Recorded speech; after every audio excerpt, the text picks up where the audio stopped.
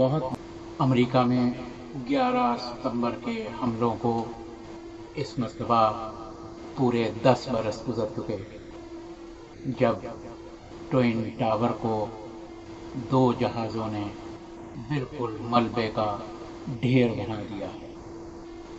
یہ 10 سال دنیا بھر کے لیے امن کے حوالے سے بد امنی کا پیغام لاتے رہے۔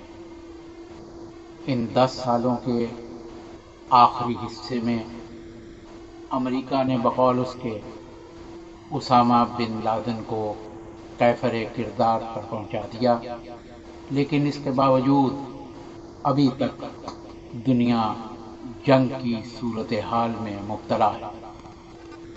11 ستمبر 2001 کے دہشت گرد حملوں کو 10 سال بیت چکے ہیں۔ ان حملوں کے نتیجے میں افغانستان میں دہشت گردی کے خلاف شروع ہونے والی عالمی جنگ کے آغاز کا مقصد امریکہ پر ان حملوں کی ذمہ داروں کو کیفر کردار تک پہنچانا تھا۔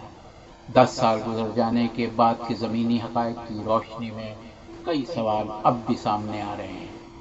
11 ستمبر 2001 کے حملے دہشت گردی کی بدترین تصویر تھے۔ ان حملوں میں تقریباً 3000 عام شہری ہلاک اور 6000 سے زیادہ زخمی ہوئے۔ امریکہ نے ان حملوں کی ذمہ داری القاعدہ پہ ڈالی اور اس کی لیڈرشپ کو پسپا کرنے کے لیے 7 اکتوبر 2001 کو اپنے اتحادیوں کی مدد سے افغانستان پر فضائی حملہ کر دیا۔ اس کے بعد نیٹو اور چند غیر نیٹو ممالک بھی اس جنگ میں شریک ہو گئے۔ اس سال اکتوبر میں اس جنگ کیا حاصل کیا، یہ ایک بہت بڑا سوال ہے جو دنیا آج بھی پوچھ رہی ہے۔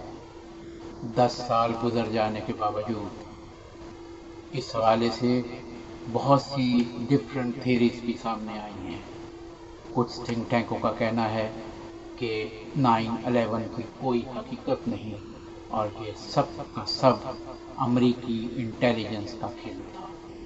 صورتحال کچھ بھی ہو، یہ حقیقت ہے کہ 9/11 انسانیت کے خلاف ایک بہت بڑا جرم تھا۔